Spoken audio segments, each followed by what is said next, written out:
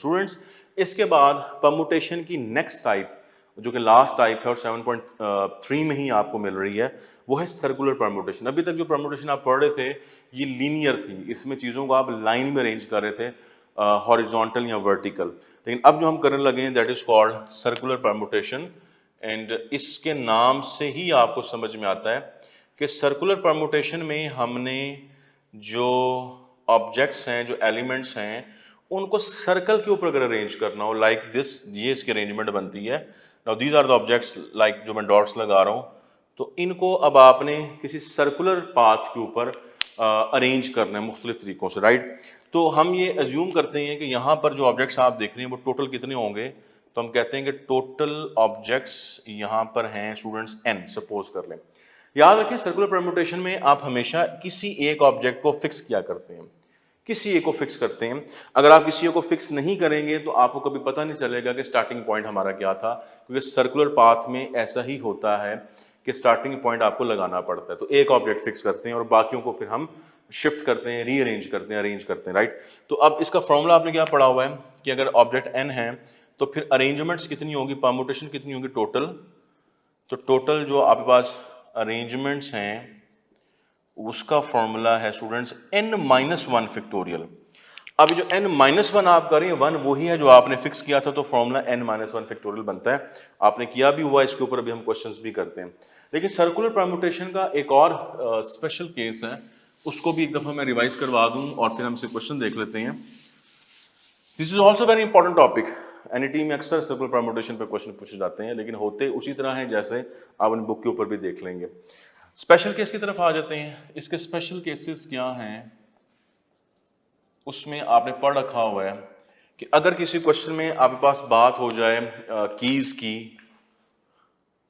या की रिंग की बात हो जाए, की रिंग आ गया, आपने की रिंग पे कीज को अरेंज करना है, या किसी नेकलेस की बात हो गई, नेकलेस या उसके साथ बीड्स होते हैं, बीड्स ऑफ नेकलेस की बात हो जाए, नेकलेस की बात हो जाए, या गार्लैंड, ये भी एक नेकलेस ही है, एक्सेट्रा।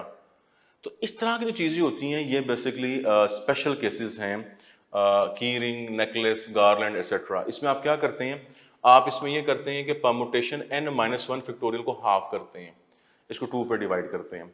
तो याद आपको रखना पड़ता है कि जब किसी क्वेश्चन में पर्सन्स की बात हो रही है, मेल, फीमेल और बॉयज, गर्ल्स, ऑफिसर्स, तो फिर आप ये फॉर्मूला यूज करते हैं। अगर आपके पास की रिंग आ जाए, कीज आ जाए, नेकलेस, बीड्स, गार्लैंड आ जाए, तो फिर आप इसको हाफ किया करते हैं। तो क्वेश्चन आपने करने, those are very important questions. For instance अगर हम ये कर लें कि इन हाउ मेनी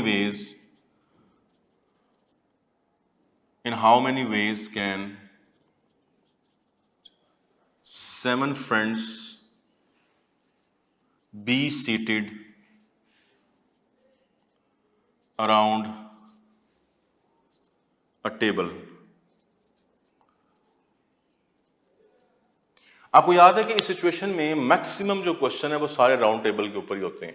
तो राउंड टेबल पे जब आप सिटिंग करते हैं तो वो सर्कुलर परम्यूटेशन बन जाती है। So let's see the options we are having 5040 और यू कैन से 720 और 120 और 49।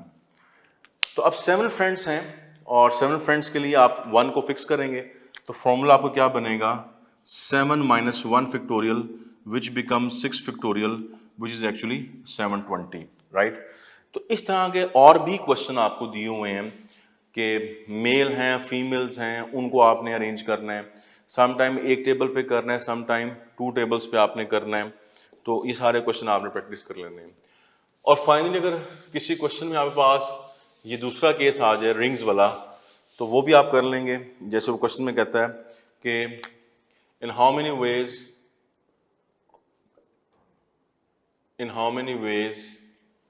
4 keys can be arranged on a circular keyring। एक सर्कुलर की रिंग है, उसमें कितने तरीकों से 4 keys can be arranged। तो वी आर हैविंग लाइक 24 और वी आर हैविंग 6 और यू कैन से 3। तो 4 keys हैं। आपके पास स्पेशल केस बन गया, तो फॉर्मूले के मुताबिक आप क्या कर रहे हैं, 4 - 1 फैक्टोरियल डिवाइडेड बाय 2। अब 4 - 1 3, 3 फैक्टोरियल 6, 6/2 बिकम्स 3, तो ऑप्शन में चार्ली इसका आंसर बनेगा। तो यहाँ तक जो डिस्कशन आपने देखी है सारी वो परमुटेशन के ऊपर है, और परमुटेशन के डिफरेंट केसेस थे, डिफरेंट टाइप्स थी जो आपने यहाँ तक कर ली। इसको अच्छे तरीके से आपने प्रैक्टिस करना है। नेक्स्ट आप देखें स्टूडेंट्स, हम कॉम्बिनेशन डिस्कस करने लगे। सबसे पहले आप देखें कॉम्बिनेशन होती क्या है। तो याद रखें कॉम्बिनेशन जो है दैट इज बेसिकली सिलेक्शन। इससे पहले परमुटेशन बता चुका हूँ कि परमुटेशन असल में अरेंजमेंट थी, ऑर्डरिंग अरेंजमेंट। तो कॉम्बिनेशन याद रखेंगे, कॉम्बिनेशन असल में सिलेक्शन क्राइटेरिया को कहते हैं आप। यानी इसके अंदर हम देखते हैं कि चीज़ों को सेलेक्ट करने के जो डिफरेंट पॉसिबल वेज हैं वो क्या हो सकते हैं सेलेक्ट करने के। अब आप देखें जब आप सेलेक्ट करते हैं चीज़ों को तो उसमें अरेंजमेंट मैटर नहीं करती, आई मीन ऑर्डर मैटर नहीं करता। जब आप परमुटेशन करेंगे उसमें ऑर्डर मैटर कर रहा होगा। जब आप कॉम्बिनेशन करते हैं इसमें ऑर्डर मैटर नहीं करता, क्योंकि आपने सिलेक्शन करनी है और सिलेक्शन के अंदर ऑर्डर मैटर नहीं करता, आप रैंडमली चीज़ों को सिलेक्ट किया कर लेते हैं। तो ये बड़ा फर्क है, बड़ा डिफरेंस है परमुटेशन का और कॉम्बिनेशन का। ठीक है जी।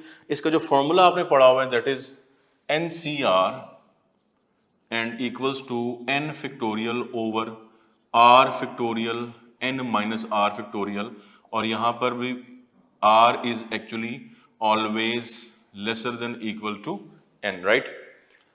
अब आप याद रखेंगे कॉम्बिनेशन के लिए मैंने पहले बताया आपको कि इसमें चूंकि ऑर्डर मैटर नहीं कर रहा होता, तो आपकी आसानी के लिए मैं बता दूं कि ऐसे क्वेश्चन जिसमें आपने कुछ ग्रुप्स बनाने हों या आपने कुछ कमेटीज बनानी हो या किसी क्वेश्चन में कुछ मेंबर्स की बात कर रहा हो, यानी उन मेंबर्स के साथ कुछ ग्रुप या कमेटीज बन रहा हो, या कोई टीम वाले क्वेश्चन आ जाए, क्रिकेट टीम या हॉकी टीम वाले क्वेश्चन आ जाए, किसी भी टीम के क्वेश्चन आ जाए, या एंड के ऊपर ज्योमेट्रिकल प्रॉब्लम्स आ जाएं।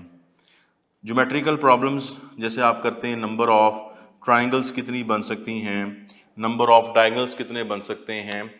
तो ये जो आपको मैंने लिस्ट बनाकर दी है ये आपकी आसानी के लिए है कि इस तरह के जो क्वेश्चन होंगे उनमें यूजुअली हम कॉम्बिनेशन के साथ काम करते हैं, क्योंकि इस तरह के सिनेरियोज के अंदर स्टूडेंट्स हमें सिलेक्शन करनी होती है और उसमें ऑर्डर मैटर नहीं करता।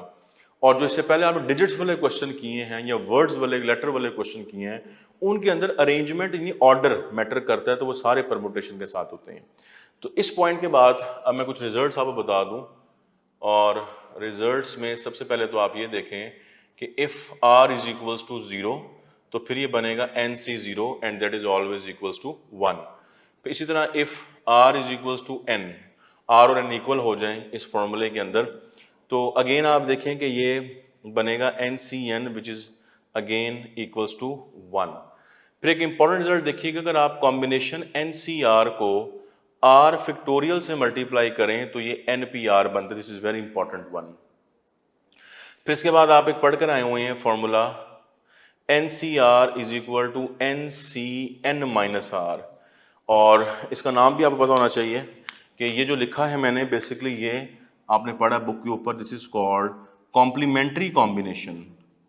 Complementary combination. अब आप देखें कि कॉम्प्लीमेंट्री कॉम्बिनेशन का मतलब क्या है। मतलब समझना बड़ा आसान है।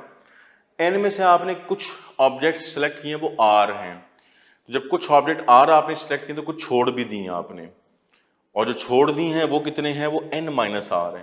यानी n माइनस आर वो है जो आपने छोड़ दी हैं, जिसको रिमेनिंग ऑब्जेक्ट्स, या यूं लिख लें नॉट सिलेक्टेड। तो कॉम्बिनेशन में होता ये है कि जो सिलेक्टेड हैं उनके साथ कॉम्बिनेशन और जो नॉट सिलेक्टेड हैं उनके साथ कॉम्बिनेशन, ये दोनों इक्वल होते हैं, इसे कहते हैं कॉम्प्लीमेंट्री कॉम्बिनेशन। इसको मैं एग्जांपल से भी बता देता हूँ आपको कि जैसे फॉर एग्जांपल अब बस 10 ऑब्जेक्ट्स हैं, आपने 6 चूज कर लिए हैं। अगर 6 आपने चूज किए हैं, सिलेक्ट किए हैं, तो छोड़े आपने कितने 10 में से 4, तो 10 का फिर 4 के साथ कॉम्बिनेशन, ये दोनों आपस में क्या होते हैं, इक्वल होते हैं, इसे कहते हैं कॉम्प्लीमेंट्री कॉम्बिनेशन। और ये फॉर्मूला भी आप यहाँ पर इसका देख रहे हैं। इसके बाद आप नेक्स्ट प्रॉपर्टी या नेक्स्ट रिजल्ट की तरफ आ जाएं, that is also very important one. याद रखें NCX is equals to NCY हो, दो कॉम्बिनेशन इक्वल हैं, तो फिर हम ये कहते हैं कि इस केस में x प्लस वाई, यानी जो सिलेक्शन आप देख रहे हैं ये वाली x प्लस वाई करें तो ये इक्वल होना चाहिए n के। ये इंपॉर्टेंट प्रॉपर्टी, इंपॉर्टेंट रिजल्ट है, अक्सर क्वेश्चन टेस्ट में पूछते हैं वो। इसके बाद नेक्स्ट आप देखिए हमारे पास केस है कि NCR plus N C R minus one. इसको आप समझें।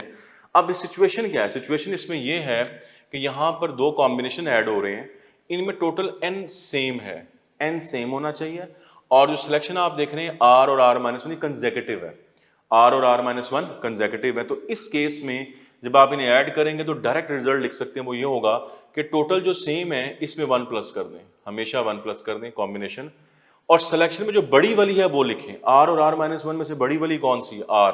तो ये इसका आंसर आ जाएगा। इसको तो फिर मैं आपको बता देता हूं जो हमने यहां बात की है। Like we said, if we have something like this N minus one combination R plus N minus one combination R plus one. अब आप इसको यूं समझें, अगेन सेम केस है कि आर यहां पर जो आप देख रहे हैं वो कंसेक्यूटिव नजर आ रहा है आपको, और जो इसका टोटल है वो बिल्कुल सेम है N minus one N minus. तो आप क्या करेंगे? मैंने कहा टोटल में वन प्लस कर दिया करें। अब एन माइनस वन में वन प्लस करेंगे तो वो क्या बनेगा? एन कॉम्बिनेशन, और इसमें से कौन सी लेंगे आप? जो बड़ी वाली है, आर आर प्लस वन में से बड़ी कौन सी होगी? R plus one. तो मैंने एक दफा फिर इसकी प्रैक्टिस आपको करवा दी, तो ऐसा क्वेश्चन आए तो आप इस तरीके से कर सकते हैं। तो ये कुछ रिजल्ट्स हैं जो मैंने आपको बता दिए। इसके बाद आप आ जाओ ज्योमेट्रिकल प्रॉब्लम्स की तरफ। अब ज्योमेट्रिकल प्रॉब्लम्स वाले क्वेश्चन में जी प्रॉब्लम लिख रहा हूं शॉर्ट करके, इसको आप समझें ज्योमेट्रिकल प्रॉब्लम्स हैं। इसमें हम कहते हैं कि we are having N sided polygon, एक पॉलीगॉन है उसकी एन साइडेड्स हैं। अब इसमें अगर आपसे पूछे कि वो नंबर ऑफ लाइन सेगमेंट्स कितनी बन सकती हैं, तो इसके लिए फॉर्मूला क्या होगा? एन सी टू, एन उसकी साइड्स जितनी हैं, और जितनी साइड्स होती है उतने वर्टिसेस भी होते हैं। अगर वो आपसे पूछे कि आप बताएं इसमें नंबर ऑफ डायगोनल्स कितने बनेंगे, तो उसके लिए फॉर्मूला क्या है? N C two minus N आपने कर देना, ठीक है जी।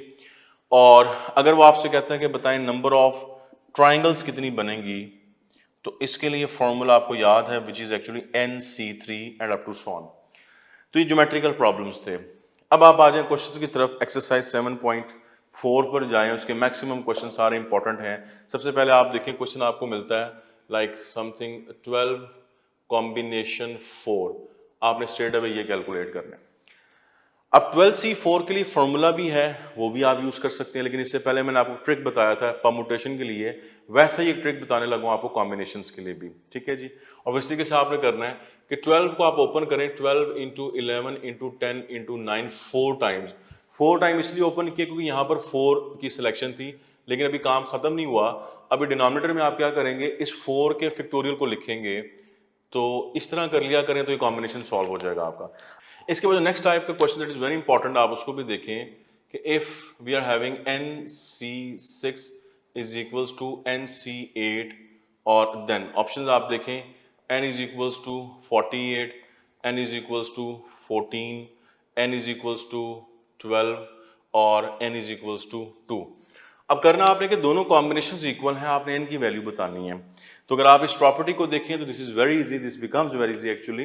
तो आपने करना क्या है कि यहाँ पर सिलेक्शन है 6 और 8, इनको आपने ऐड करना है, और एक इसकी इक्वल आ जाएगा टोटल के, which means n is equals to 14। Straight away आपका ये आंसर बनेगा। तो ये दिस इज इंपॉर्टेंट क्वेश्चन, लेकिन इसको बड़ी आसानी के साथ आप कर सकते हैं। इसके बाद आप आए नेक्स्ट, हमारे पास जो क्वेश्चन की फॉर्म बन सकती है दैट इज ये जो आपने अभी पढ़ा है ज्योमेट्रिकल प्रॉब्लम्स को, इस पे भी अक्सर क्वेश्चन आता है, और इस आपको प्रैक्टिस करवाने के लिए मैं एक 6 साइडेड पॉलीगॉन कंसिडर कर रहा हूं, ठीक है। और ये हेक्सागोन बनेगा जिसकी 6 साइड्स होती हैं। तो इसके अंदर अगर वो आपसे पूछता है कि आप बताएं नंबर ऑफ लाइन सेगमेंट्स कितने बन सकते हैं, कितने लाइन सेगमेंट्स इसमें होंगे 6 साइडेड पॉलीगॉन में, टोटल लाइन सेगमेंट्स हमने बताने हैं। तो फॉर्मूला भी आपने क्या किया? NC2 दिस वन, और इसके मुताबिक आप करेंगे तो बनेगा 6C2। और अब 6C2 कैलकुलेट करना कैसे है? 6 into 5 by 2 into 1 which becomes actually 15। तो 15 इसका आंसर बनेगा ऑप्शंस के अंदर नंबर ऑफ लाइन सेगमेंट्स का। अगर आपने बताने हो इसके अंदर नंबर ऑफ डायगोनल्स, तो ऑब्वियसली डायगोनल के लिए फॉर्मूला भी देखा आपने, NC2 minus n which becomes 6C2 minus 6। इस केस के लिए 6C2 पहले कर चुके हैं 15, 15 में 6 निकालेंगे तो 9 डायगोनल्स बनेंगे। और अगर इसी क्वेश्चन में वो आपसे पूछता है नंबर ऑफ ट्राइंगल्स, तो again you can see that the formula is NC3, और यहाँ पर बनेगा ये 6C3, 6C3 आप करके देखें तो बनेगा 20। तो जिस तरह मैंने आपको पॉलीगॉन यहाँ पर दिया 6 साइडेड, आपको टेस्ट में 6 साइडेड आ जाए 7, 8, 9, 10, 11, 12 डिफरेंट जो पॉलीगॉन्स हैं वो आपको दिए जा सकते हैं। स्टूडेंट्स इसके बाद हम करते हैं कुछ क्वेश्चंस जो ग्रुप्स वाले हैं या कमेटी वाले मैंने आपको बताए थे। तो हम इसको यूं करते हैं कि if there are 8 boys and 6 girls members of a group, how many committees can be formed of 2 boys and 2 girls? Question mark. Statement आपको समझ में आ गई है कि एक ग्रुप है उसमें 8 बॉयज और 6 गर्ल्स मेंबर्स हैं, उसके कितनी कमेटीज बनाई जा सकती हैं? How many committees can be formed of 2 boys and 2 girls, के 2 बॉयज हों और 2 गर्ल्स हों। तो कैसे कैलकुलेट करेंगे इसको हम डिस्कस कर लेते हैं। आप यूं करेंगे कि देखिए सिंपल स्ट्रेट अवे 8 बॉयज हैं और आपने कितने सेलेक्ट करने? 2, यहाँ लिखा हुआ है, मल्टीप्लाइड बाय, यहाँ एंड है तो मल्टीप्लाई, और गर्ल्स कितनी? 6, और चूज आपने कितनी करनी? फिर से 2। सो दैट्स ऑल, आपने मल्टीप्लाई करें आपका आंसर आ जाता है। तो ये क्या बनेगा? 8C2 करें तो दैट इज 28, और 6C2 करेंगे तो आपस बनेगा 15। तो इन दोनों को आपने मल्टीप्लाई कर लेना है, you will get the answer of this question. फिर इसी तरह एक और स्पेसिफिक टाइप ऑफ क्वेश्चन है वो हम कर लेते हैं, और उस क्वेश्चन में हम कहते हैं कि how many committees can be formed with 5 persons out of 8 persons when each committee must include 2 particular persons? अब क्या सिनेरियो है इस क्वेश्चन में जो आपको समझ में आ रहा है? कितनी कमेटीज बनाई जा सकती हैं? How many committees can be formed with 5 person? उस कमेटी में पर्सन कितने होने चाहिए? 5 होने चाहिए, आउट ऑफ किसमें से? 8।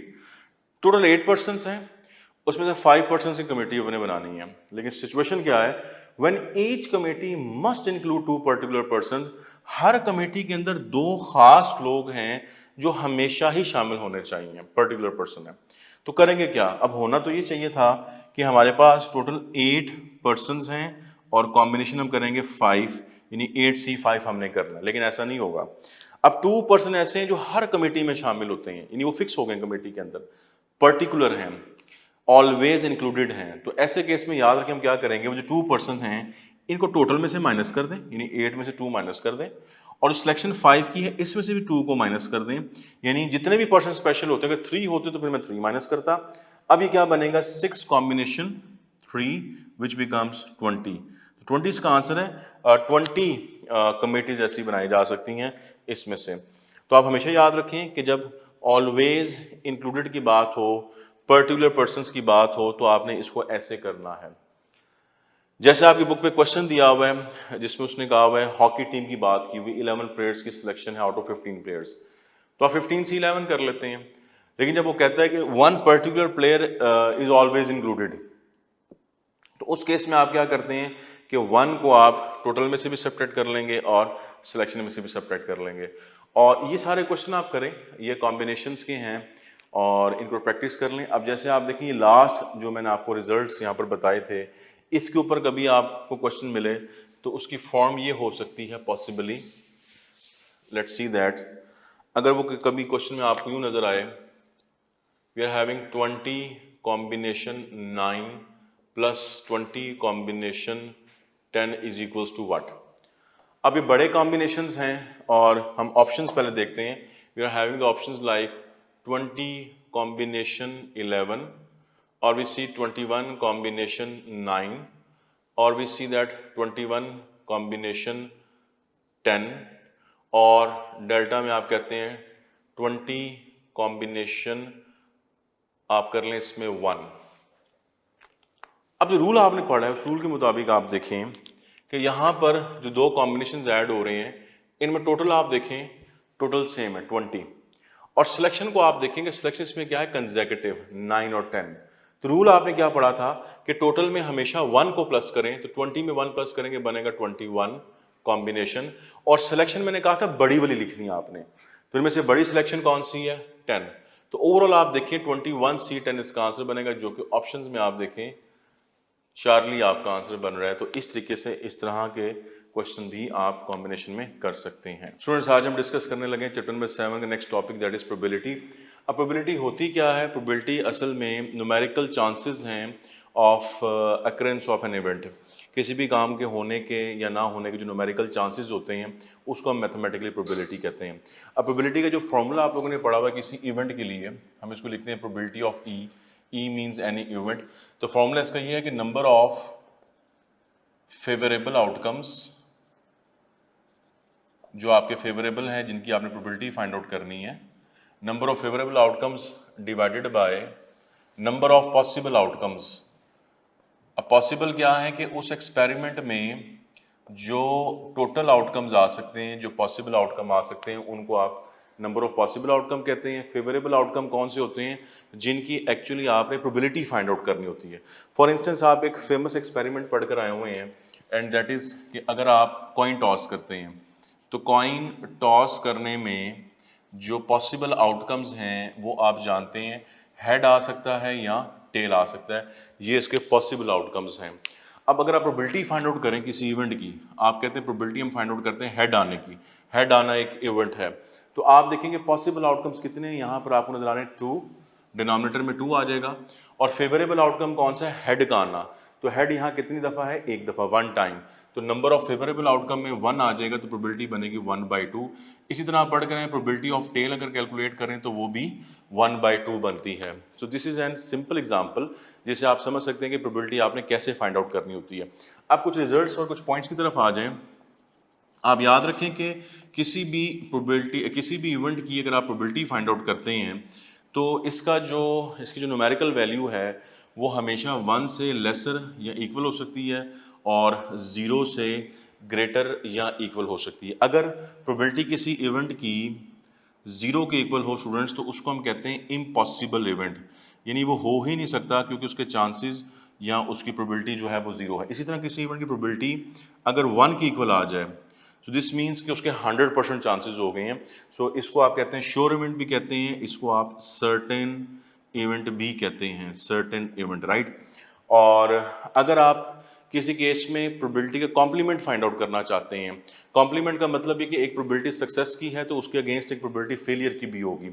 तो अगर किसी के सक्सेस के चांसेस 60% है तो ऑटोमेटिकली उसके फेलियर के चांसेस कितने हो जाएंगे? 40% हो जाएंगे। सो ये जो 40% आप निकालते हैं वो 100% में से आप 60% को माइनस करके निकालते हैं। इसी बात को हम यहाँ पर यूँ पढ़ते हैं कि हम लिखते हैं कि प्रोबेबिलिटी ऑफ ई के ऊपर आप बार लगा दें, ये जो बार है ये कॉम्प्लीमेंट को रिप्रेजेंट करते हैं। इसका तरीका ये होता है कि 1 टोटल प्रोबेबिलिटी होती है, उसमें से आप माइनस कर दें प्रोबेबिलिटी ऑफ ई को, यानी अगर आप उसकी सक्सेस की प्रोबेबिलिटी को 1 में से माइनस कर देंगे तो उसकी फेलियर की प्रोबेबिलिटी आ जाएगी, जिसको आप कहते हैं कॉम्प्लीमेंट ऑफ अ प्रोबेबिलिटी, इसको भी हम यूज़ करते हैं।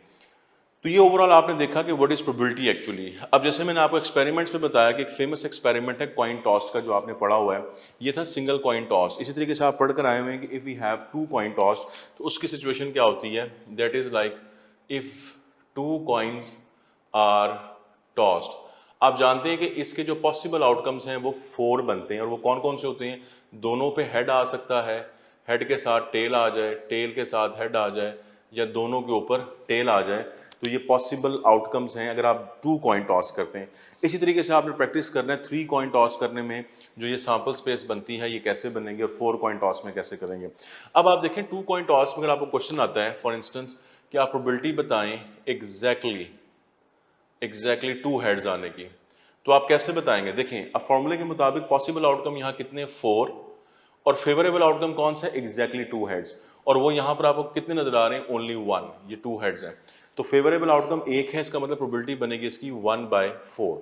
इसी तरह किसी क्वेश्चन में आप कर रहे हो प्रोबेबिलिटी फाइंड आउट करने कि एटलीस्ट वन हेड किसी क्वेश्चन में, अगर टू कॉइन टॉस हुए हैं।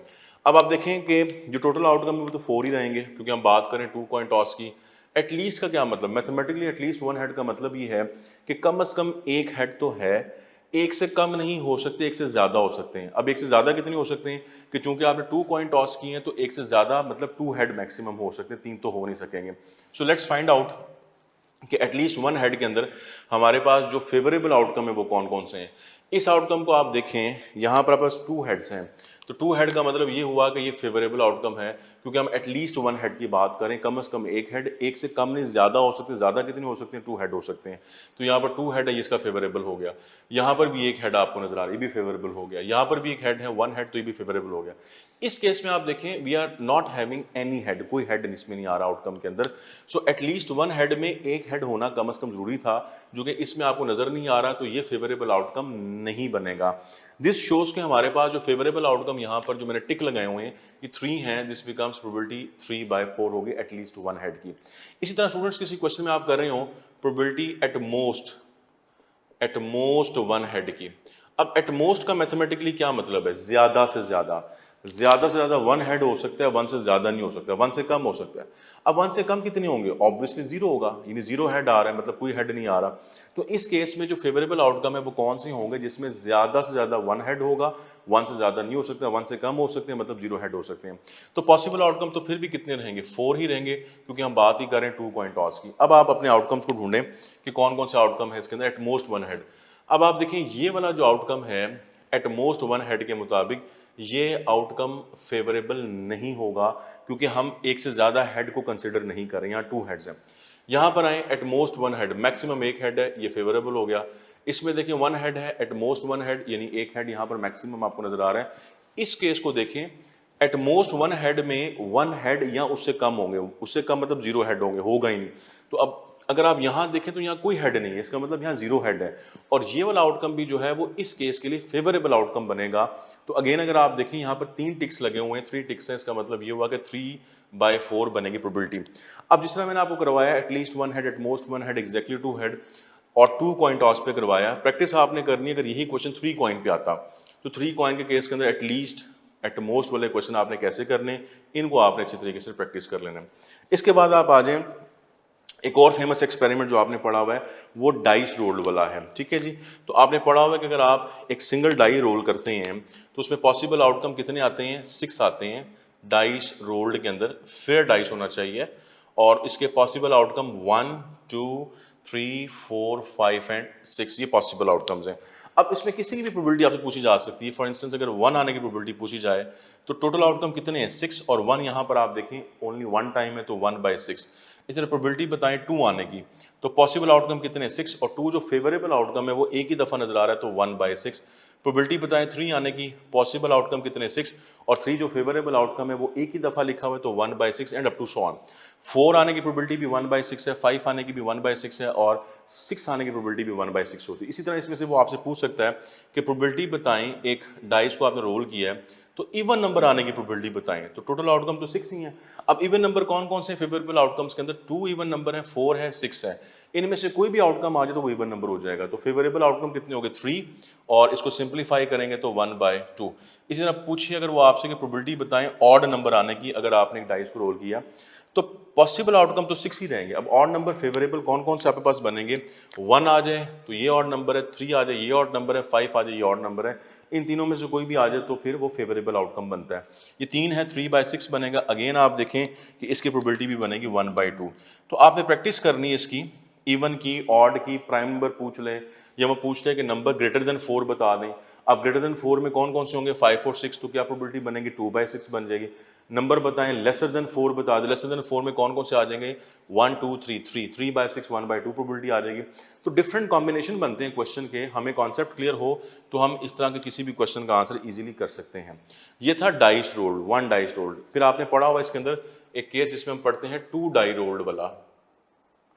स्टूडेंट्स अगर आप 2 डाई रोल करें तो जो पॉसिबल आउटकम है वो कितने आ जाएंगे, 36 आ जाएंगे। इन 36 आउटकम्स को देखने के लिए आप टेबल बनाते थे, वो टेबल बुक पे बना हुआ है, आप उसकी प्रैक्टिस कर लें। मैं आपको रफ आइडिया यहाँ पर उसको दे दूँ टेबल का, तो कुछ इस तरह टेबल आप लोग पढ़ कर आए हुए हैं कि वी आर हैविंग 2 डाइस।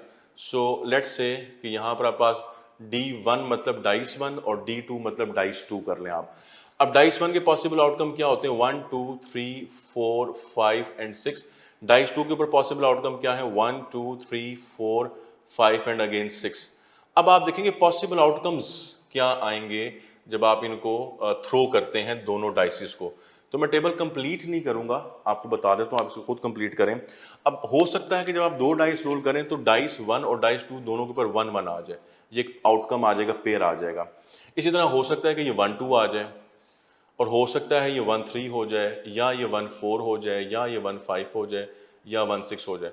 तो ये पॉसिबल आउटकम्स हैं जब 2 डाइस को आप रोल करते हैं। सिमिलरली अगर आप एक और रो इसमें एंटर करें तो 2 1 आ सकता है, 2 2 होगा, 2 3 होगा, 2 4 होगा, 2 5 और 2 6 और अप टू सॉन। अब आप इसे कंप्लीट कर लीजिएगा तो देखें कितने आउटकम आपको यहाँ नजर आएंगे, 36 नजर आएंगे, और मैंने आपको यहाँ 36 बताए भी हुए हैं।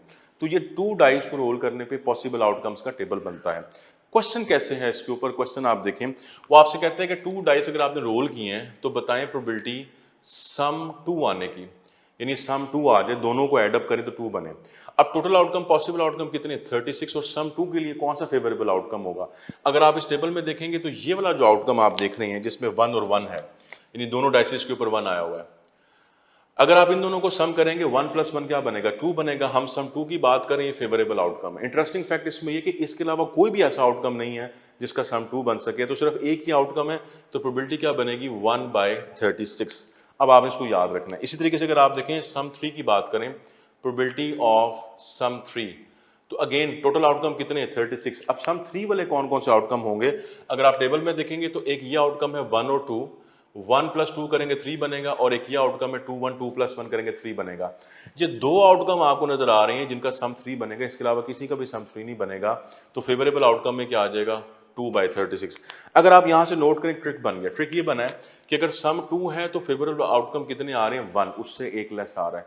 अगर सम 3 की बात करें तो फेवरेबल आउटकम कितने आ रहे हैं, 2 आ रहे हैं, यानी उससे एक लेस आ रहा है। अगर आप इस पैटर्न को कंटिन्यू करें तो मैं आपको डायरेक्ट बताता हूं कि अगर हम प्रोबेबिलिटी फाइंड आउट करें सम 4 की, तो टोटल आउटकम 36 है। इस रूल के मुताबिक अगर आप प्रोबेबिलिटी फाइंड आउट करें सम 4 की, तो स्टूडेंट्स फेवरेबल आउटकम यहाँ कितने आ जाएंगे, ऑटोमेटिकली 3 आ जाएंगे, नहीं उससे कम आप करेंगे। तो यहाँ से एक ट्रिक बन गया जिससे आप बड़ी आसानी से इसको याद रख सकते हैं, क्वेश्चन भी आता है इसके ऊपर।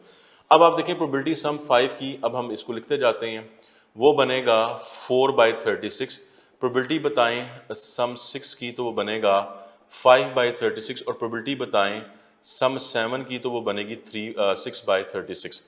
अच्छा, अब अगली बात आप नोट करनी है कि सम 7 तक चलें तो ये ऐसे ही बनेगा 1 2 3 4 5 6 जो आप देख रहे हैं फेवरेबल आउटकम। लेकिन याद रखें सम 7 के बाद ये ऑर्डर रिवर्स हो जाएगा। अब अगर आप प्रोबेबिलिटी लिखते हैं सम 8 की, तो अब वो यहाँ 6 पे खत्म हुआ था 7 के लिए, तो अब इसको रिवर्स करेंगे तो आ जाएगा 5/36, यानी अब आप यहाँ से इसको रिवर्स करेंगे। प्रोबेबिलिटी लिखेंगे सम 9 आने की, तो इसमें से फिर रिवर्स करेंगे तो ये 4/36 बनेगी। प्रोबेबिलिटी लिखेंगे सम 10 आने की, तो वो बनेगी 3/36। प्रोबेबिलिटी लिखेंगे सम 11 आने की, तो वो बनेगी 2/36, और प्रोबेबिलिटी लिखेंगे सम 12 आने की, तो बनेगी 1/36। आप खुद सोचें कि सम 12 सिर्फ एक ही आउटकम का आता है, और वो कौन सा आउटकम होता है, जब दोनों डाइस के ऊपर 6 आ जाए, 6 और 6 आ जाए, सम करेंगे 12 आ जाएगा, उसके अलावा किसी का सम 12 नहीं आता। तो फेवरेबल आउटकम एक ही है, यानी 1/36 बनेगा। तो जब आप 2 डाई रोल करते हैं 36 आउटकम आते हैं, और ये बड़े इंपॉर्टेंट क्वेश्चन हैं जो मैंने आपको बता दिए कि वो अक्सर पूछता है कि फिर आप सम की प्रोबेबिलिटी बता दें। अगर आप इसको इस रूल के मुताबिक करेंगे तो फिर आप जुबानी इसका आंसर कर देंगे, बस आपने ये रूल याद रखना है। इसके बाद डिफरेंट क्वेश्चन है स्टूडेंट्स प्रोबेबिलिटी के ऊपर जो आप लोगों को मिलेंगे एक्सरसाइज 7.6 के अंदर। तो मैं आपको एडवाइस कर रहा हूँ कि 7.6 के अंदर जितने भी क्वेश्चन आपको नजर आते हैं प्रोबेबिलिटी से रिलेटेड, वो सारे ही आप करें। कुछ जगहों पे आपको बॉल्स मिलेंगे एक्सपेरिमेंट के तौर पे, कुछ जगहों पर आपको कॉइन मिलता है, कुछ जगहों पे डाइस मिलते हैं, कुछ जगहों पे डिफरेंट बॉक्सेस हैं जिसमें स्लिप्स हैं जिनके कुछ और नंबर्स लिखे हुए हैं। तो डिफरेंट एक्सपेरिमेंट 7.6 में आपको मिलेंगे, वो आप जरूर करें, उनकी प्रोबेबिलिटीज को कैलकुलेट करें। Those are important question. अब हम बात करते हैं कि प्रोबेबिलिटी के अंदर ही एक टॉपिक आप पढ़ते हैं एक्सरसाइज 7.7 में खास तौर पे, वो है एडिशन ऑफ प्रोबेबिलिटीज का topic, that is very very important topic. अब हम इस पे बात करने लगे हैं। So let's see addition of probability, और इसको आपने किस तरीके से पढ़ा है। इसके दो रूल्स हैं जो आप लोग पढ़ कर आए हैं। फर्स्ट वन इज, अगर हमारे पास इवेंट्स हैं ए और बी, तो हम कहते हैं कि probability A union B is equals to probability of A plus probability of B. ये एडिशन रूल है प्रोबेबिलिटी का, ठीक है जी। लेकिन आप याद रखें कि ये रूल आप उस वक्त अप्लाई करेंगे जब ए और बी जो इवेंट्स हैं ये डिसजॉइंट इवेंट्स होंगे।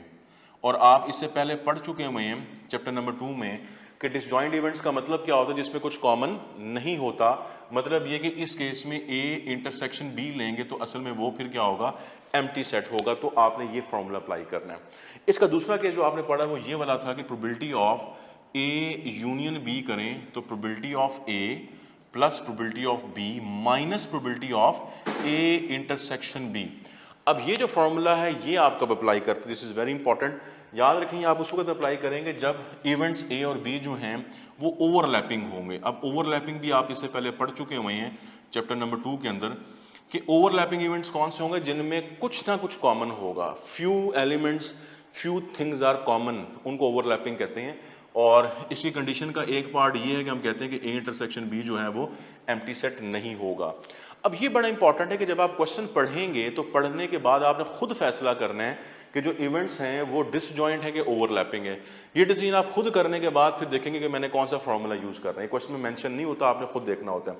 और इसको देखने का बड़ा आसान तरीका है, जो इवेंट्स आपको दिए होंगे अगर उन इवेंट्स के अंदर कोई चीज़ आपको कॉमन नज़र आ रही है तो फिर वो ओवरलैपिंग होगी, कुछ कॉमन नहीं है तो फिर वो डिसजॉइंट हो जाएंगे। अब 7.7 एक्सरसाइज में जितने भी क्वेश्चंस हैं वो सारे मैं आपको हाईली रिकमेंड करता हूं कि उन सारे क्वेश्चंस को आपने प्रैक्टिस करने, those are important for entry test. अब उसमें से चंद एक क्वेश्चन मैं आपको करवा देता हूँ प्रैक्टिस के लिए। फॉर इंस्टेंस हम एक क्वेश्चन यहाँ पर कर रहे हैं एडिशन रूल के ऊपर, और वो अक्सर टेस्ट में आने वाला क्वेश्चन है, एंड दैट इज, वो कहता है कि 2 die are rolled simultaneously, what is the probability that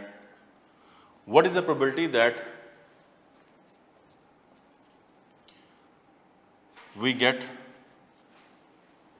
some 4 or 6 question mark।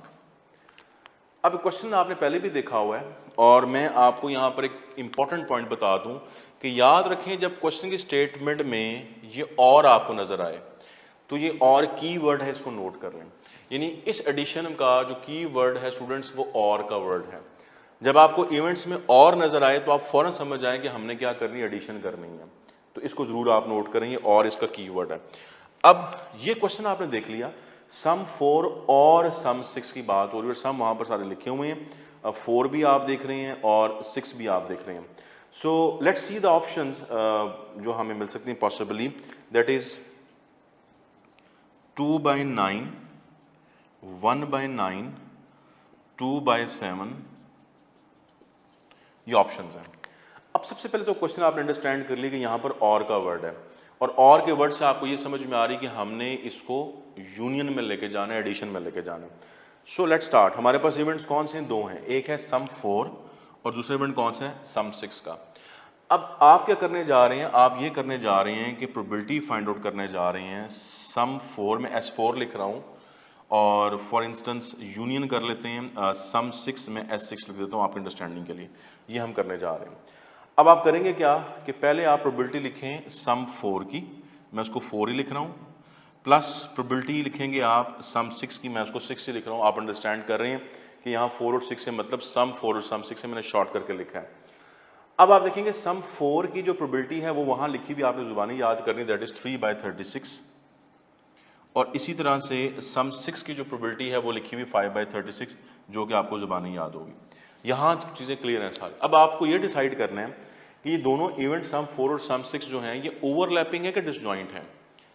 तो किस तरह डिसाइड करेंगे? इस तरह डिसाइड करेंगे कि क्या इनमें कुछ कॉमन है। कैसे पता चलेगा? आप देखें, कॉमन सेंस है कि जिन आउटकम्स का सम 4 बनता है उन आउटकम्स का सम कभी 6 नहीं बन सकता, और जिन आउटकम्स का सम 6 बनता है उनका सम कभी 4 नहीं बन सकता। क्या कोई ऐसा आउटकम आपके माइंड में आ रहा है कि उसको सम करें तो 4 भी बन जाए और उसको सम करें तो वो 6 भी बन जाए? ये पॉसिबल ही नहीं है। फॉर इंस्टेंस अगर सम 4 की बात करें, एक आउटकम है लाइक 3 और 1। अब 3 और 1 एक आउटकम है जिसका सम 4 बनता है, तो क्या इसका सम कभी 6 बन सकता है? कभी भी नहीं बन सकता। अब एक आउटकम है 2 और 4, इसका सम बनता है 6, तो क्या इसका सम कभी 4 बन सकता है? कभी भी नहीं बन सकता। यहां से आपको ये समझाना चाह रहा हूं कि ये दोनों जो आउटकम है ये असल में डिसजॉइंट है, इनमें कुछ भी कॉमन नहीं है। लिहाजा हमने ये पहला वाला जो फॉर्मूला है यही यूज करना है, राइट। तो यहां पर क्वेश्चन आपका सॉल्व हो गया। अब आप इसे कैलकुलेट कर लें तो ये असल में बनता है 8/36, और 8/36 को अगर आप सिंप्लीफाई कर लें, सो दिस बिकम्स 4 2 एंड 4 9, 2/9। तो ऑप्शंस की तरफ आ जाएं। 2/9 आपको ऑप्शन दी हुई है and that is actually alpha, ये इसका आंसर है। तो इंपॉर्टेंट ये था कि आपने यहाँ पर ये डिसाइड कर लिया कि ये डिसजॉइंट इवेंट्स थे। एक और क्वेश्चन हम इस पे प्रैक्टिस करते हैं एडिशन के रूल के ऊपर ही, प्रोबेबिलिटीज में से, और उसकी स्टेटमेंट हम देख लेते हैं। लाइक हम कहते हैं कि अ card is drawn from a deck of 52 playing cards. अच्छा, इसके लिए जरूरी ये है कि आपको 52 प्लेइंग कार्ड्स की जो इन्फॉर्मेशन है, बेसिक इन्फॉर्मेशन, वो पता होनी चाहिए। अगर आपको नहीं पता आप उसे गो थ्रू करें, वरना फिर इस तरह क्वेश्चन आपसे सॉल्व नहीं होंगे। 52 प्लेइंग कार्ड में आपको पता है हाफ रेड होते हैं, हाफ ब्लैक होते हैं, 26 रेड होते हैं, 26 ब्लैक होते हैं। फिर इनमें कुछ पिक्चर्ड कार्ड होते हैं, वो टोटल 12 होते हैं। वो कौन कौन से होते हैं? 4 किंग होते हैं, 4 क्वीन होते हैं और 4 जैक होते हैं। फिर इसमें एस कार्ड होते हैं, वो भी 4 होते हैं। अब ये जो 4 किंग कार्ड्स हैं या क्वीन हैं या जैक हैं, इनमें होता है कि 2 रेड होते हैं, 2 red and 2 black, 2 red king and 2 black king, और क्वीन और जैक भी ऐसे होते हैं।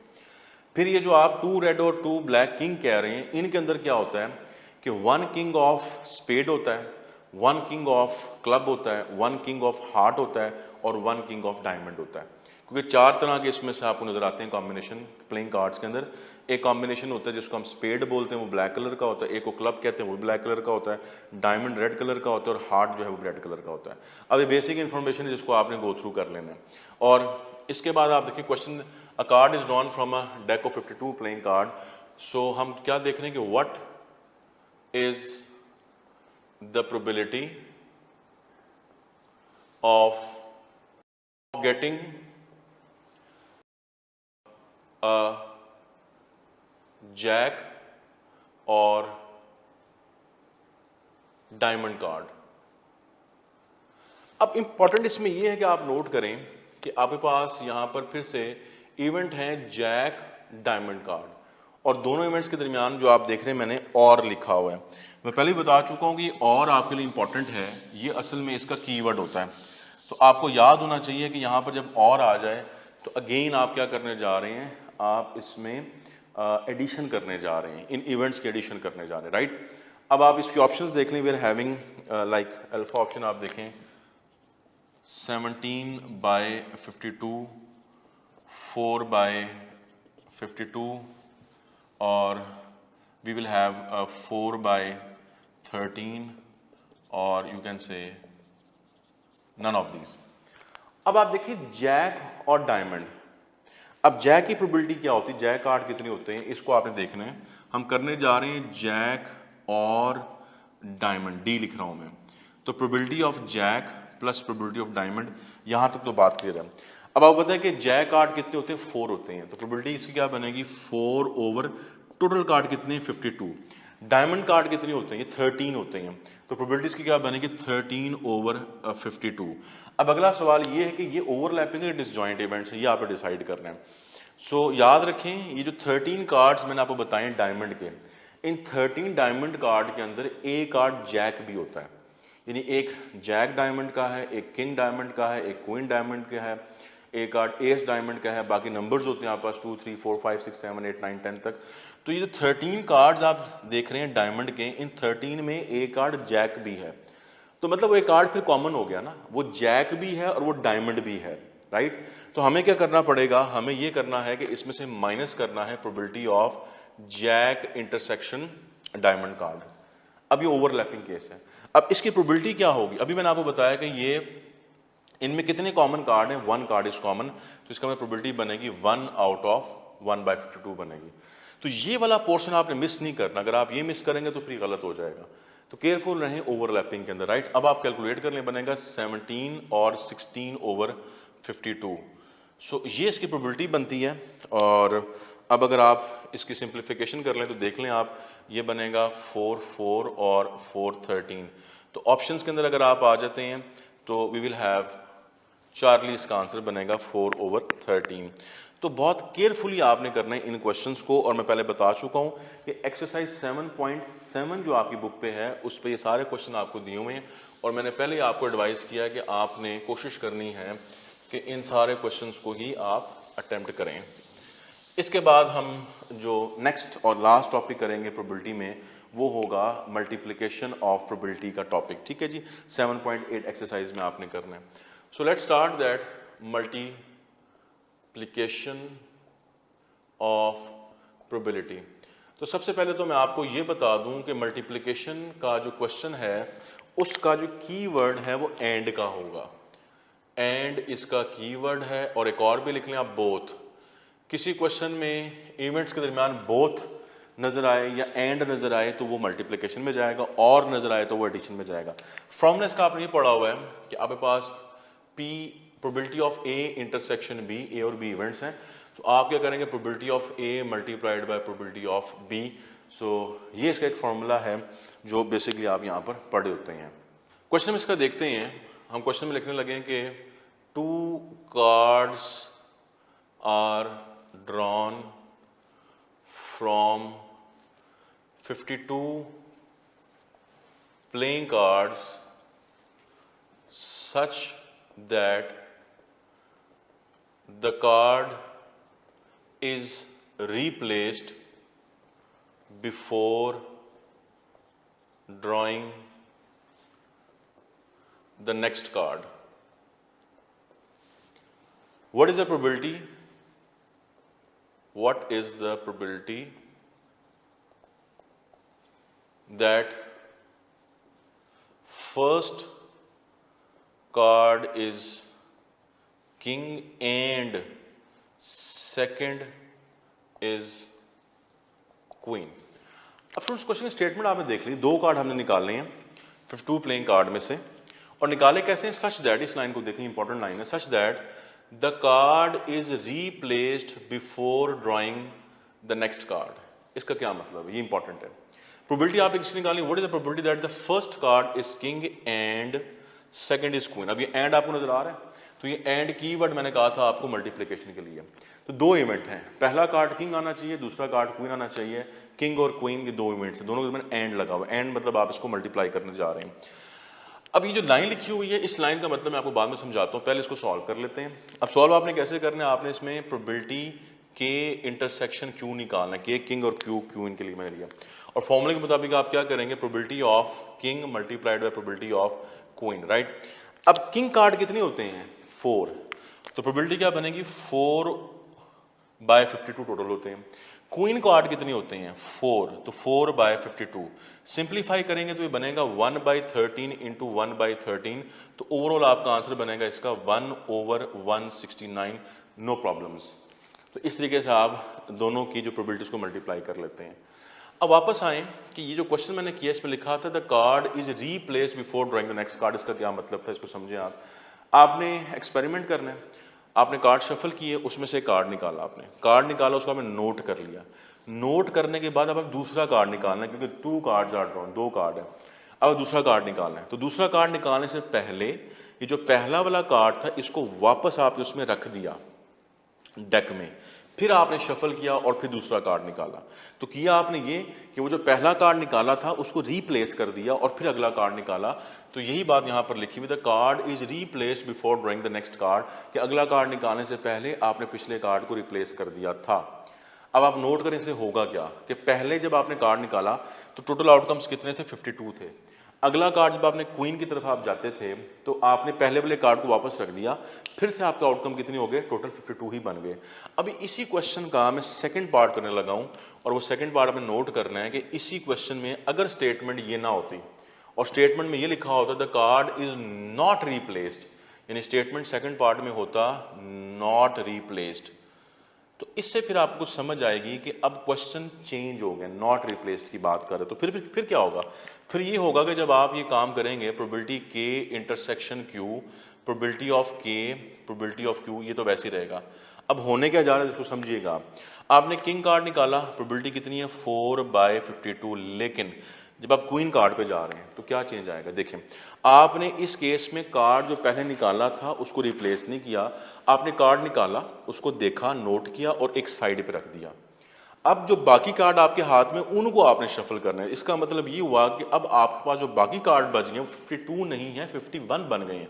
तो प्रोबेबिलिटी चेंज होने जा रही है यहाँ पर। तो होगा यहाँ पर ये कि किंग आने की प्रोबेबिलिटी तो 4/52 हो गई, ये बात समझ आ गई। लेकिन दूसरी मर्तबा क्या होगा कि अब टोटल आउटकम कितने होंगे स्टूडेंट्स? 51 होंगे, 52 नहीं होंगे।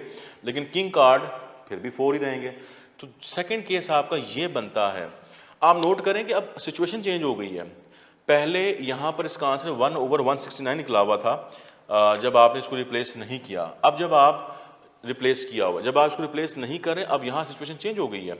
अब आप देखें क्या बन रहा है, ये 1/13 बन रहा है, 1/17 बन रहा है। इनको मल्टीप्लाई करेंगे तो ओवरऑल यहाँ पे पास क्या बनेगा? 1/221 बनेगा, राइट। तो एक ही क्वेश्चन के दो आंसर आ रहे हैं। फर्क कहाँ पर पड़ रहा है? इस कंडीशन पर पड़ रहा है। समझाना आपको ये चाह रहा हूँ, जब ऐसे क्वेश्चन आप करेंगे तो इन कंडीशंस को आपने देखना है कि वो आप जो सैंपल ले रहे हैं वो सैंपल आप रिप्लेस करके ले रहे हैं या विदाउट रिप्लेसमेंट ले रहे हैं। अगर आप विदाउट रिप्लेसमेंट कर रहे हैं तो सिचुएशन फिर ये बनती है, विद रिप्लेसमेंट करें सिचुएशन ये बनती है। अब आखिरी पॉइंट इसमें ये कि अगर इसी क्वेश्चन में या इस जैसे किसी भी क्वेश्चन में कुछ लिखा ही ना हो, कुछ मेंशन ना किया हो कि जो सैंपल है वो कैसे लिया गया, विद रिप्लेसमेंट लिया गया कि विदाउट रिप्लेसमेंट लिया, तो कैसे लिया गया, कुछ भी नहीं लिखा हुआ, फिर आपका क्या आंसर होगा? फिर आप इसको कैसे करेंगे?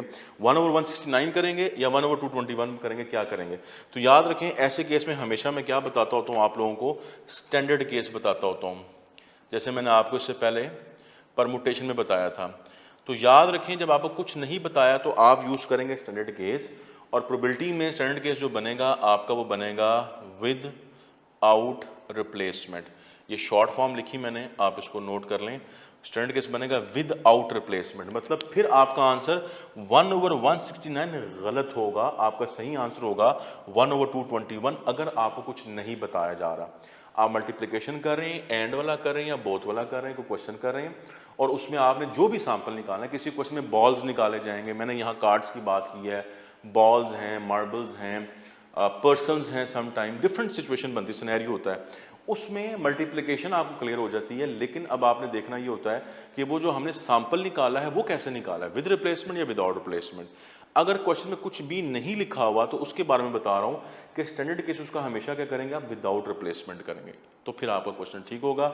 विद रिप्लेसमेंट नहीं करेंगे वो गलत हो जाएगा। तो ये आपने करने 7.8 जो कि लास्ट एक्सरसाइज है, उसमें से आपने इस तरह के क्वेश्चन की प्रैक्टिस करनी है।